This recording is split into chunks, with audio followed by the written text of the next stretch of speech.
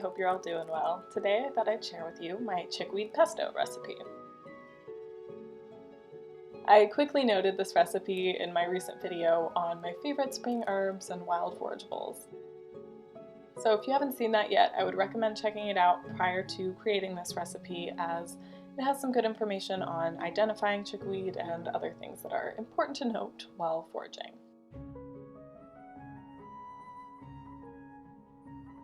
But anyways, I thought it would be fun to share with you this really quick and simple recipe that's pretty delicious.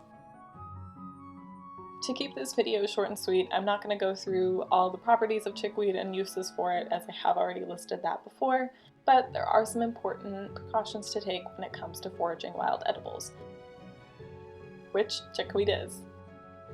So before we jump into the recipe, let's talk about that. First and foremost, be absolutely positive of your identification prior to harvesting or ingesting anything you take from the wild. In the video I did recently, I did list off how to identify chickweed. I will link it down below. That should make it a little bit easier, but this is absolutely crucial. There are some lookalikes to chickweed, and there are usually lookalikes to many plants.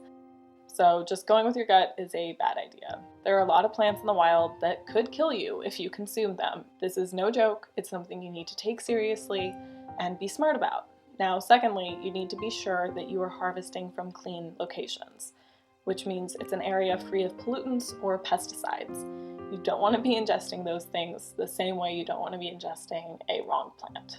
Now, for those of you living in a city, I know that can be really difficult to avoid, but you can still enjoy this recipe. Just check out local farm markets or natural food stores. Sometimes they will sell wild edibles there.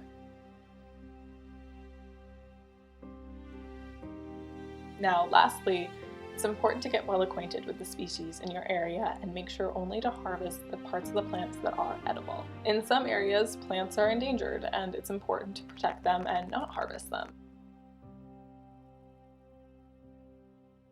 And also with this, it's important to leave part of the plant so it continues to grow and flourish in that area. So just take what you need and nothing more. Now keep in mind, all of these little notes go for all wild edibles, not just chickweed. Once again, I do have another video that details all of this and more information on chickweed itself. If you want to check that out, I will link it down below.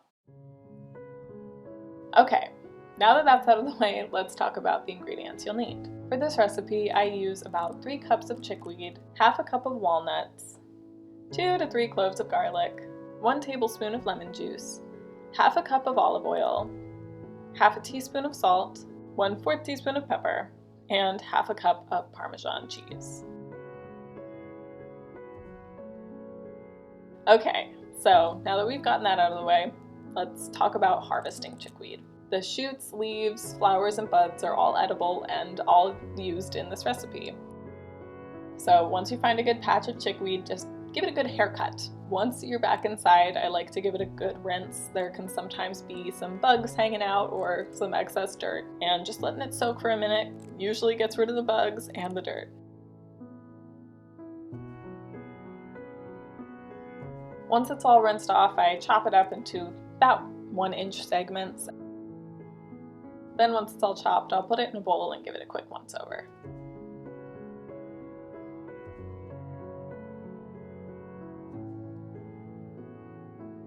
At this point, I set it aside and gather the rest of my ingredients.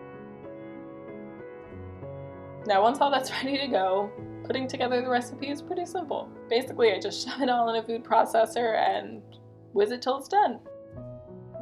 Once again, the ingredients are 3 cups of chickweed, half a cup of walnuts, half a cup of Parmesan cheese, 1 tablespoon of lemon juice, 2 to 3 cloves of garlic, half a teaspoon of salt, 1/4 teaspoon of pepper,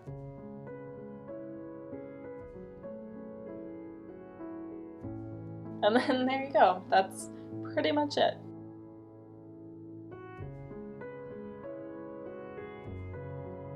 It's really quite simple and very tasty, I might add.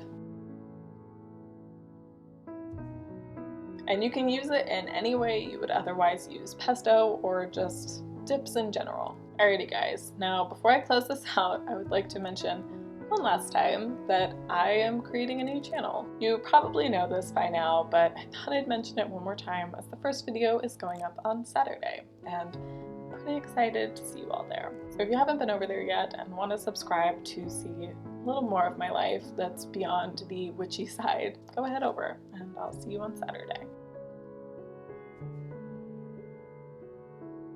Alright you guys, thank you so much for watching. I hope you have a lovely day and I can't wait to see you soon. Bye.